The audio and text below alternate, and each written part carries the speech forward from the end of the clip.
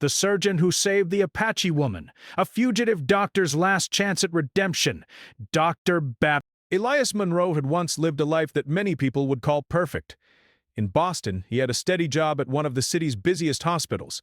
People trusted him with their lives. He could perform surgeries that seemed impossible to others. His hands were steady, his mind sharp, and his heart dedicated to saving people. Patients called him a miracle worker, and his colleagues respected him deeply. But life, as it often does, had a way of turning everything upside down. It began with a single operation, a surgery that should have been routine. A young man had come into the emergency room with a serious but treatable injury. Dr. Schnow. Monroe had performed hundreds of surgeries like this before, yet in that moment a small error, a slip of concentration, a wrong measurement, changed everything. The patient survived, but complications arose. Rumors started. People whispered. Slowly, the trust he had built over years began to crack. At first he tried to explain, to show that the accident was not due to carelessness, but no one wanted to listen. The hospital administration conducted an investigation. The press got involved. Headlines questioned his competence. For Elias, the shame was unbearable. He could not stay. His reputation was ruined, and he felt trapped by the judgment of others. With a heavy heart, he left Boston. He abandoned the hospital, his apartment, and even the life he had carefully built. He became a fugitive of his own making, not because of the law, but because of the invisible chains of shame and guilt that followed him wherever he went. He carried only a few belongings, including a small, worn medical kit, the few tools he refused to leave behind. He did not plan to stop practicing medicine. He could not. Medicine was not just a job. It was the part of him that gave life meaning. "You want to put it in?" she screamed. What the rancher did next outraged the whole town. Tom Harris had always been a man of the land. For as long as anyone in the small rural town of Pine Creek could remember, he had been tending to his sprawling ranch on the outskirts. The Harris Ranch wasn't just a property. It was a legacy. Rolling pastures stretched for miles, dotted with cattle, horses, and the occasional flock of chickens wandering near the old wooden barns. Tom had grown up here, learning from his father how to plant, harvest, and care for the animals. Over the years, he had become known as a hard-working and determined man, someone who rarely let anyone interfere with the way he ran his ranch. Despite his dedication, Tom's life was quiet and predictable, almost too predictable. He woke up at dawn, checked on the cattle, repaired fences, and made sure everything ran smoothly. There were days when he barely saw another human being. He liked it that way. But that calm, predictable life was about to face a disruption that no one in Pine Creek could have predicted. It started one warm summer morning when the air was thick with the scent of hay and the buzz of cicadas. Tom was checking a new irrigation system he had installed near the southern edge of his property. The new system was meant to make watering the pastures easier and more efficient, but it had not been without problems. Pipes needed adjustments, sprinklers had to be moved, and the water flow sometimes created unexpected puddles that muddied the fields. Tom, ever the perfectionist, walked back and forth along the rows of sprinklers, checking for leaks and ensuring that everything was working correctly. He was so focused that he almost didn't notice a car pulling up along the dirt road. A small, dusty pickup truck came to a stop near the gate, and out stepped a young woman. Without it, he felt empty, like a man who had lost his own shadow. The Southwest became his new home, a vast land of deserts, mountains, and lonely roads that stretched for miles without a single town in sight. Here, anonymity was possible. No one knew his name, and he could live without the judgment that had chased him out of Boston. He traveled slowly, on horseback at times, sometimes on foot, sleeping under the stars or in abandoned cabins. The desert was harsh and unforgiving, but it had a strange beauty that made him feel alive. The red rocks, the endless horizon, and the quiet wind through the canyons reminded him that life was bigger than mistakes. Despite the isolation, Monroe could not ignore the call of medicine. He treated anyone who needed help. Travelers with broken bones, minors with infections, or families too far from a proper hospital. Often he charged nothing, asking only for shelter or food in return. His reputation as a skilled healer spread quietly. People whispered about the mysterious doctor who appeared out of nowhere, saving lives and then disappearing as if he were a ghost. Sometimes he feared being recognized, worried that someone from Boston might catch up to him, but those fears were outweighed by the chance to help someone in need. Each life he saved became a small measure of redemption. Even in the middle of nowhere, challenges were constant. Supplies ran low quickly, and improvisation became a daily skill. Bandages had to be washed and reused, herbs substituted for medications, and simple tools modified for complicated surgeries. Every patient was a puzzle, and every operation was a test of his skill and patience. But these challenges reminded him why he had become a doctor in the first place. He did not need praise or recognition. He needed to act. The desert became his classroom and his stage, and every life he saved was proof that he still mattered. She was carrying a clipboard and had a determined look in her eyes. Her name was Molly Sanders, and she had recently moved to Pine Creek. Unlike Tom, Molly was new to ranch life. She had inherited a small plot of land from her grandparents and was eager to make it productive. But small farms were never simple, especially in a town where every inch of land seemed to have a story, a rule, or a dispute attached to it. Molly approached the ranch gate with confidence. She waved at Tom, who looked up from the sprinkler and blinked in surprise. Visitors were rare, and strangers even rarer. "Hello," she called out. "I'm Molly Sanders. I need to talk to you about the property line near the southern edge." Tom raised an eyebrow. "Property line?" he asked, brushing a bit of dirt from his pants. "This is my land." "What about it?" Molly held up her clipboard and pointed to a small map she had drawn. "I'm planning to expand my irrigation system to water my crops, but it seems like part of your land is included in the plans." "I just wanted to see if we could figure out a way to make it work." Tom frowned.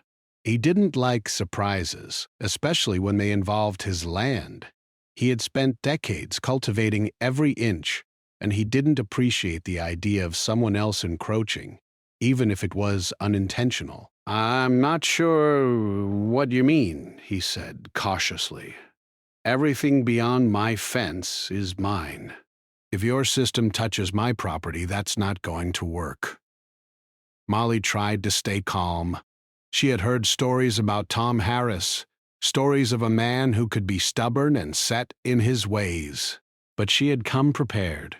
She explained her plan carefully, pointing out that her crops were on a small hill just past her property, and the only way to reach them was by running a pipe near the fence. "I'm not trying to take your land," she said softly.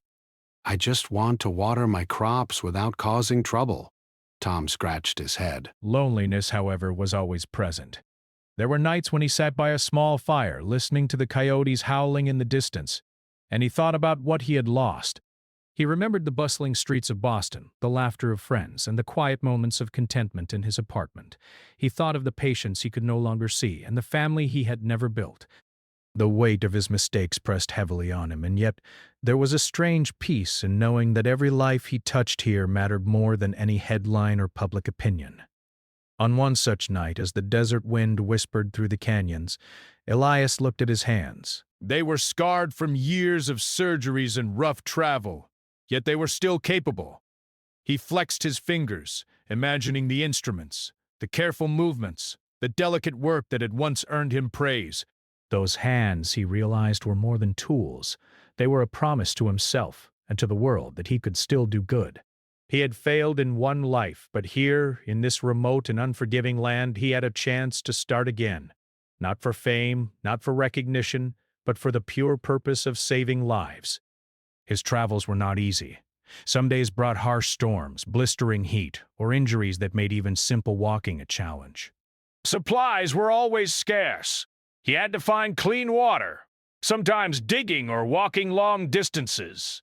Food was often limited, and sometimes he relied on the kindness of strangers, travelers, ranchers, or small-town shopkeepers.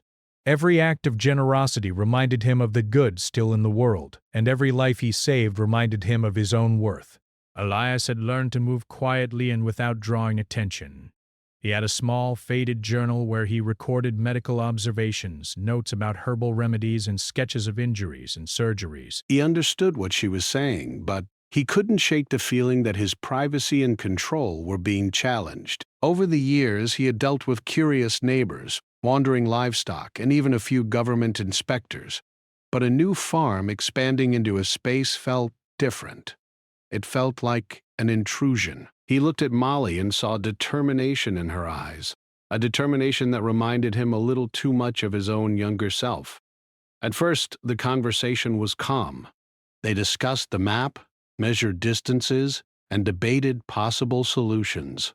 But as the sun climbed higher in the sky, the temperature rose, and so did the tension. Tom could feel frustration building in his chest.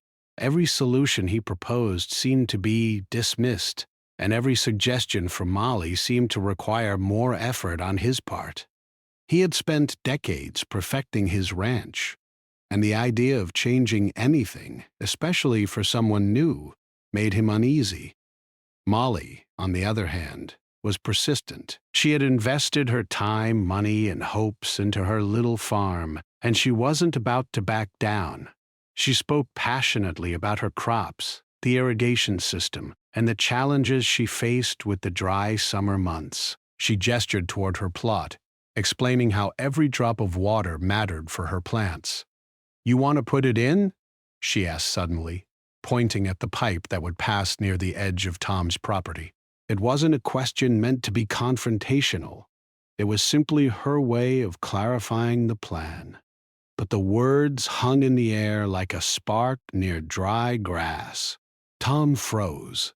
The tone of the question, combined with the heat of the day and his already tense mood, made his blood boil. In that moment, he felt as though his decades of work were being challenged by someone who didn't fully understand the value of hard-earned land.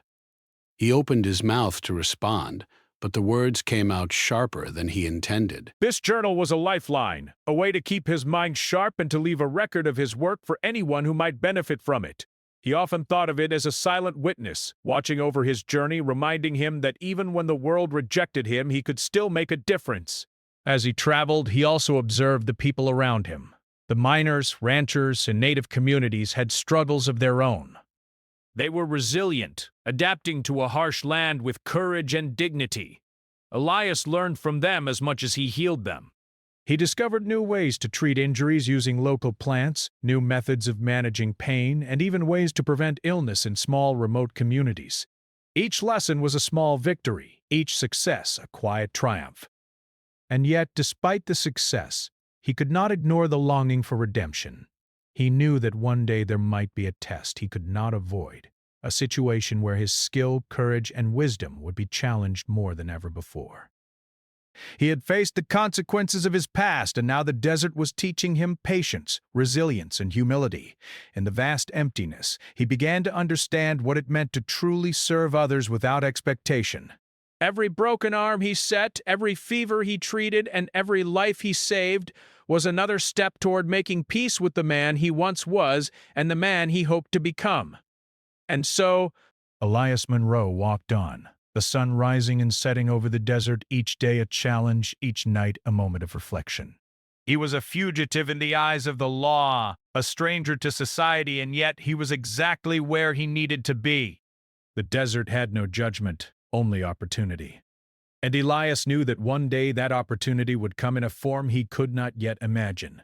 A test not just of skill, but of heart.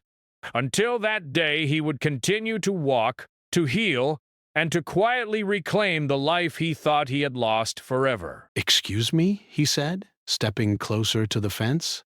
Molly tried to explain again, but the calm she hoped for was slipping away. The neighbors, who had noticed the small crowd gathering at a distance, began whispering among themselves. Pine Creek was a town where everyone knew each other's business, and any disagreement tended to spread quickly. People started showing up at the edge of the field, curious about the commotion. Some carried water bottles, others leaned on their fences, eager to see what was happening. The tension between Tom and Molly grew. They were both stubborn, both passionate, and both determined to protect what mattered most to them. Tom wanted to defend his land, his privacy, and his way of life. Molly wanted to nurture her crops, her livelihood, and her dream of building a successful farm. What had started as a simple property discussion was becoming a standoff, with neither side willing to give way. As the sun climbed higher, the story of this small confrontation began to spread. People in town would later say that you could hear the argument for blocks away, that it was impossible not to notice the clash between the seasoned rancher and the determined newcomer.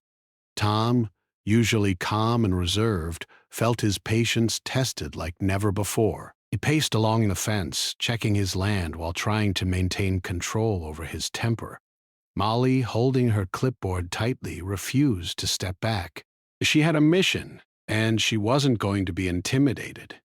By mid-afternoon, what had started as a simple conversation about irrigation and property lines had turned into a spectacle. Neighbors whispered to each other, children peeked from behind fences, and even the local mail carrier stopped to watch.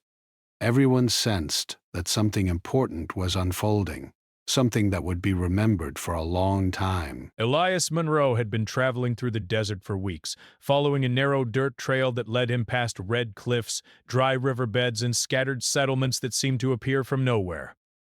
The sun had burned his skin, the wind had stripped the moisture from his throat, and yet he pressed on.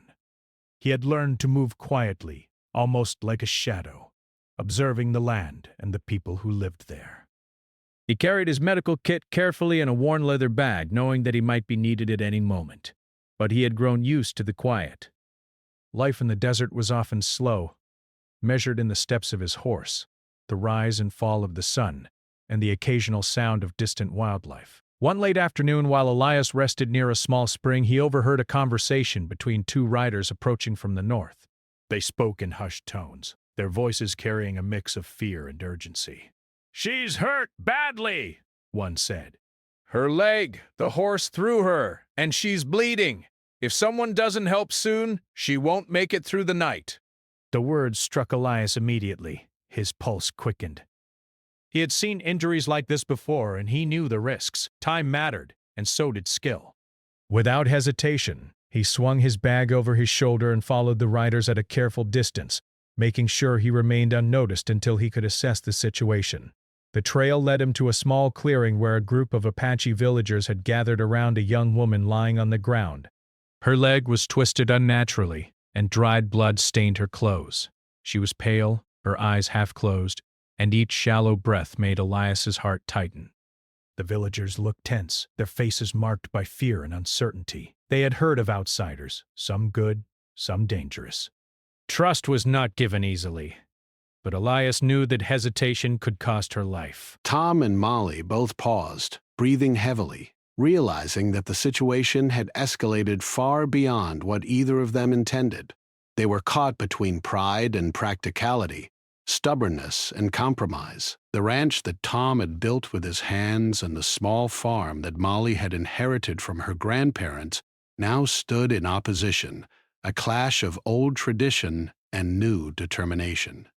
In the end, the first part of this story is not about who was right or wrong. It is about a moment in time, a clash of two lives shaped by land, legacy, and ambition. It is about the calm before the storm, the quiet before emotions took over, and the way ordinary people in a small town can become part of an extraordinary story simply by standing up for what they believe in. And so, the stage was set. Tom Harris, the rancher who had faced countless challenges in his life, and Molly Sanders, the young farmer who had dreams as big as the land itself, were about to enter a confrontation that would shock the town of Pine Creek. The summer sun beat down on the fields, the sprinklers hummed in the background, and the first sparks of conflict began to flicker, unseen but inevitable. The argument between Tom Harris and Molly Sanders did not go unnoticed. By mid-afternoon, more people had gathered near the fence separating their properties. Pine Creek was a small town where everyone knew everyone else's business, and news traveled faster than the summer wind through the fields. Neighbors peeked over fences, children stopped playing, and even the local general store owner wandered over, curious about the commotion. It was rare to see Tom Harris, a man who usually kept to himself, in such a heated discussion, and that alone drew a crowd. Molly, holding her clipboard tightly, tried once again to explain her plan. "Tom, I'm not asking for your land," she said, her voice steady but firm. He approached slowly, keeping his hands visible, speaking softly. "I'm a doctor. I can help her. She can live if I act now." The villagers exchanged wary glances. One older woman stepped forward, speaking in their language, but her eyes met Elias's with a silent question. Could he be trusted? Elias nodded solemnly, then began preparing his kit on a nearby rock. Bandages were unrolled, herbs and tinctures placed carefully, and a small knife sterilized as best he could gleamed in the late sunlight. The villagers watched in tense silence. Elias could feel their skepticism, but also their desperate hope. The young woman groaned softly, a sound that made Elias move faster. Every second counted. He knelt beside her and examined the injury carefully. The bone in her leg was broken badly, and the surrounding tissue was swollen and bruised. Infection would come quickly if the wound was not cleaned properly. He whispered reassurances to her, not because he expected her to understand fully, but because words sometimes carried a small comfort even in pain. Elias's mind raced through everything he had learned over the years. He had performed surgeries in sterile hospitals with teams of nurses and advanced equipment. Now, in the middle of a desert clearing, he had nothing but his skills, his hands, and a handful of basic tools. The operation had to be done immediately. Elias asked the villagers to fetch clean water and soft cloths while he prepared her leg. The woman whimpered as he worked, but he held her gently, talking to her, keeping her calm. He had to set the bone carefully, realign torn tissue, and prevent further bleeding. Every movement required precision. One mistake could cause permanent damage or worse. He improvised, using herbal antiseptics and boiled water to clean the wound, tightly wrapping it with strips of cloth that would act as temporary bandages. "I just need to extend my irrigation pipe a few feet so my crops can get water. That's all. I promise it won't interfere with anything on your property." Tom's face was flushed. The summer heat and the unexpected crowd didn't help. He had spent decades protecting every inch of his ranch. To him, land wasn't just soil and grass. It was history, hard work, and family pride. Every fence post, every patch of tilled earth, and every tree planted held a memory. The thought of someone else crossing that line, even unintentionally, felt like a violation of everything he had worked for. "I've heard your plan, Molly," Tom replied, his voice low but tense. "But you can't just put something in without asking first. This land isn't yours, and it never will be. I've spent my life building this ranch. I won't let it be compromised." Molly took a deep breath. She could feel the tension in the air, and she knew the argument was starting to draw more attention than either of them wanted. She had moved to Pine Creek for peace and to work on her farm, not to become the center of town gossip. But she also wasn't going to back down. "I understand your concern, Tom," she said calmly, "and I respect the work you've done here. But my crops won't survive this dry season without water. I'm asking for your help, not your permission to take anything." Tom's brow furrowed as he processed her words. He wanted to help in his own way, but his pride and his need to protect his land made it hard to show it. He had been in charge of the ranch for so long that asking for compromise felt like admitting weakness. Yet deep down, he knew she wasn't trying to harm him or his property. She was simply trying to survive, just like he had when he was her age. Around them, the crowd began whispering.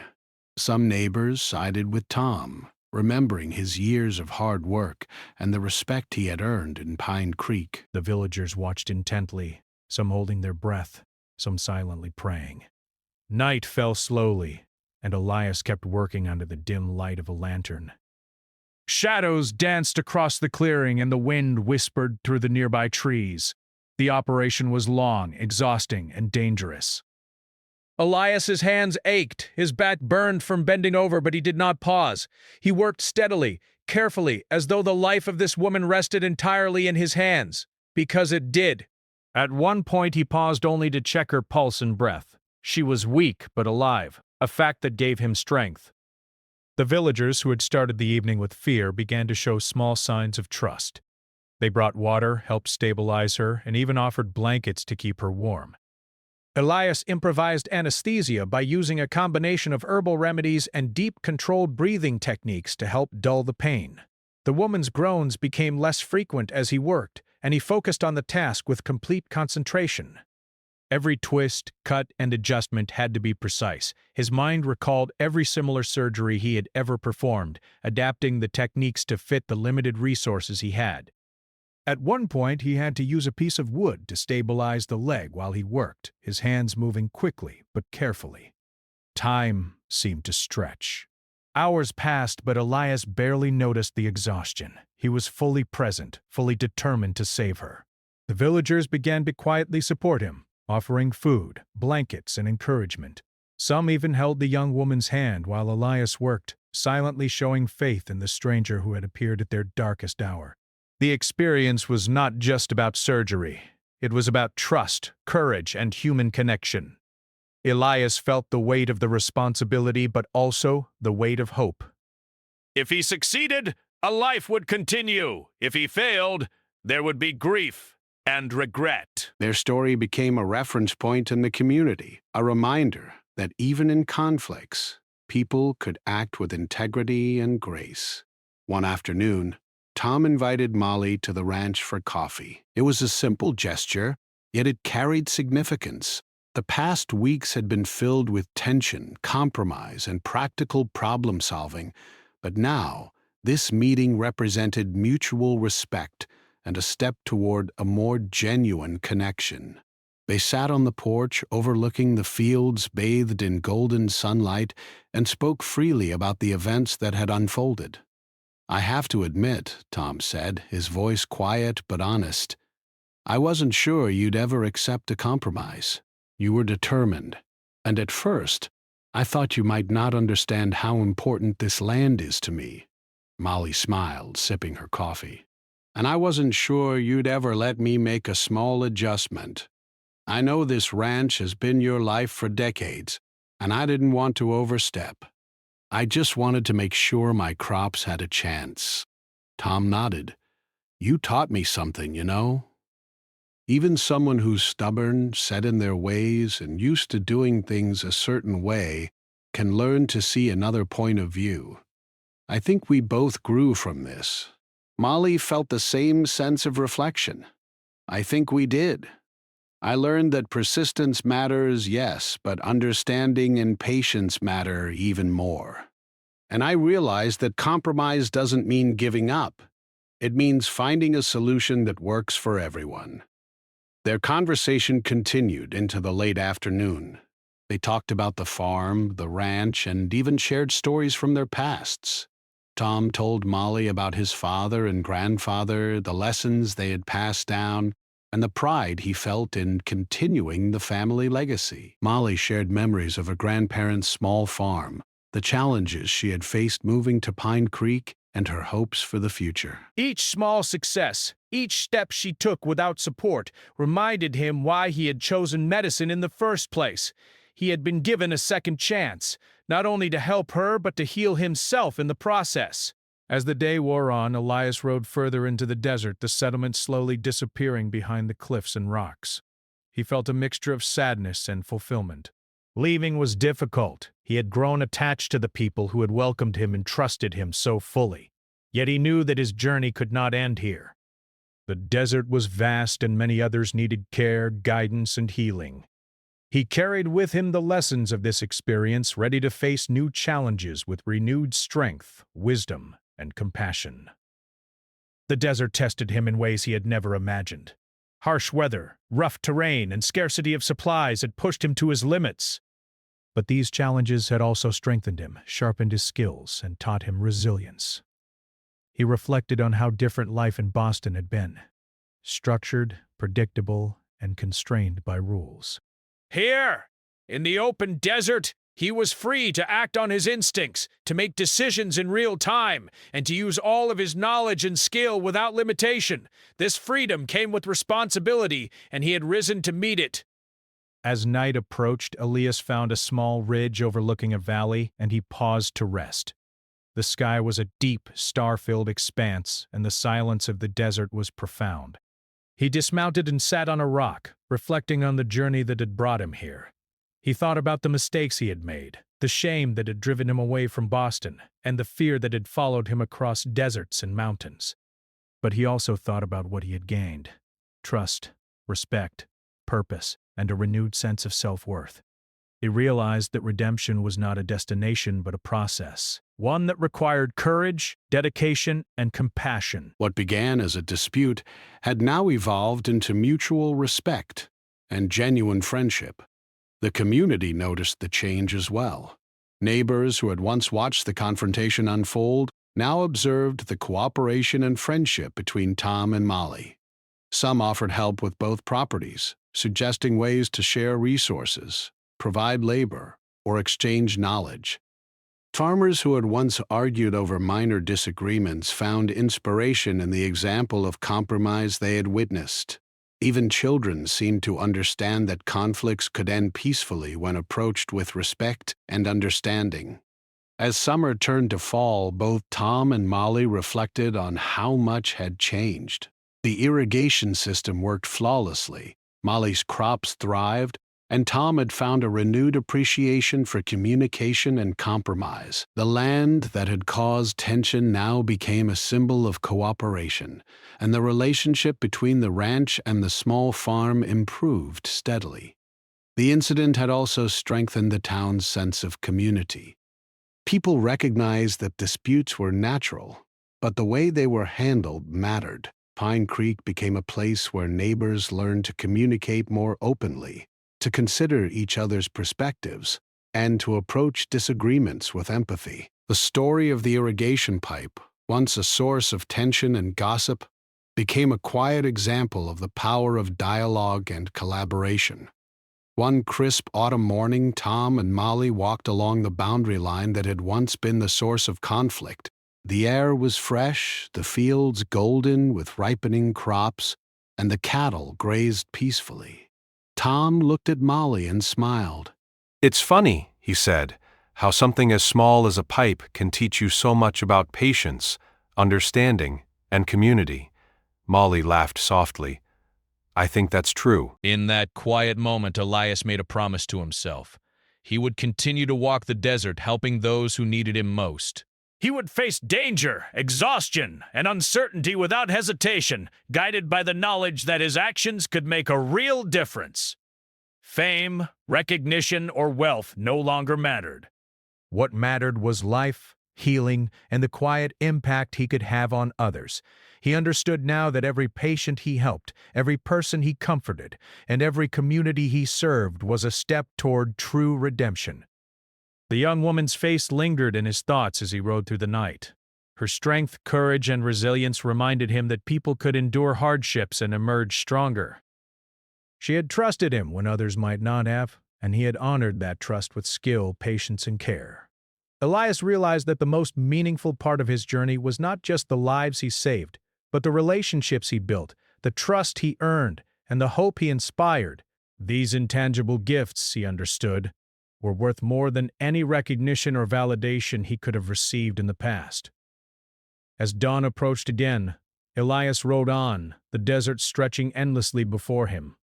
He knew that challenges lay ahead, that there would be more injuries, more communities in need, and more moments of fear and uncertainty. Yet he felt ready. He had faced the worst, and he had succeeded.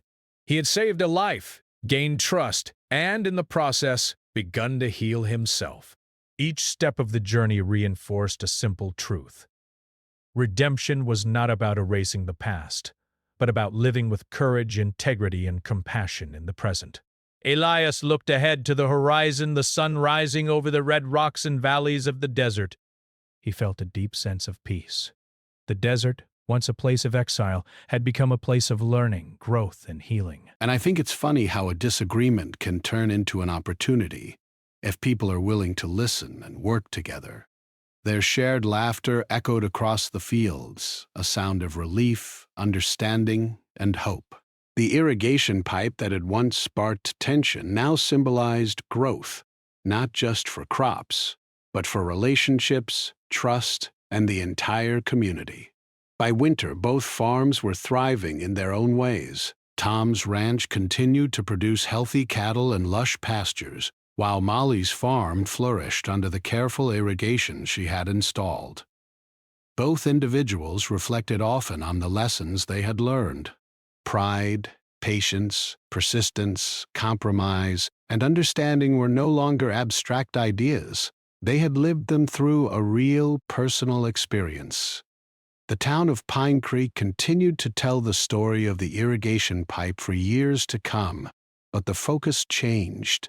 Instead of being about a heated argument, it became about how two people could resolve conflict with respect, fairness, and empathy. Parents told the story to their children, neighbors mentioned it in casual conversation, and new residents were introduced to the example of Tom and Molly as a lesson in cooperation and integrity.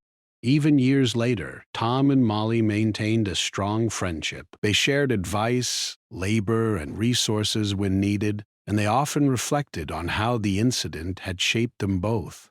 They realized that challenges and disagreements were a natural part of life, but approaching them with honesty, respect, and patience could transform conflict into growth.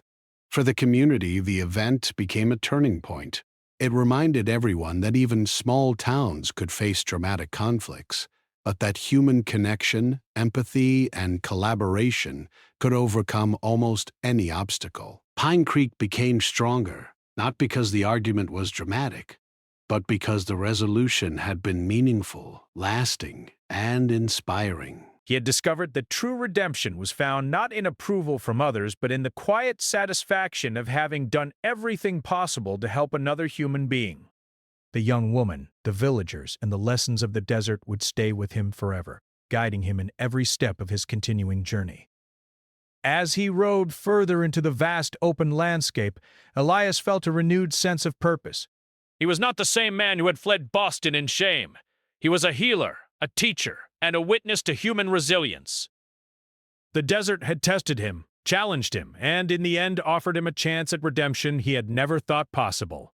He rode on quietly, knowing that wherever he went he could continue to make a difference, one life at a time. And so the wandering surgeon disappeared into the vast horizon, leaving behind a community he had touched, a young woman who had regained her strength, and a piece of himself that he had finally reclaimed. In the quiet of the desert, under the rising sun, Elias Monroe rode onward, free, purposeful, and finally at peace with the man he had become. As the sun set over the ranch and the farm one winter evening, Tom and Molly stood side by side, looking at the fields that had once been the source of tension. The air was crisp, the sky painted with shades of orange and purple, and the quiet hum of life filled the background. Both reflected on the journey they had taken, from confrontation and anger to compromise and respect. The irrigation pipe, simple in itself, had become a symbol of resilience, patience, and the power of understanding. Tom placed a hand on the old fence post, a silent acknowledgement of his family's legacy and the new chapter he had begun to write with Molly's friendship. Molly, standing nearby, looked at her flourishing crops and felt the same sense of accomplishment and growth. Both realized that conflicts, no matter how intense, could be transformed into opportunities for connection and learning.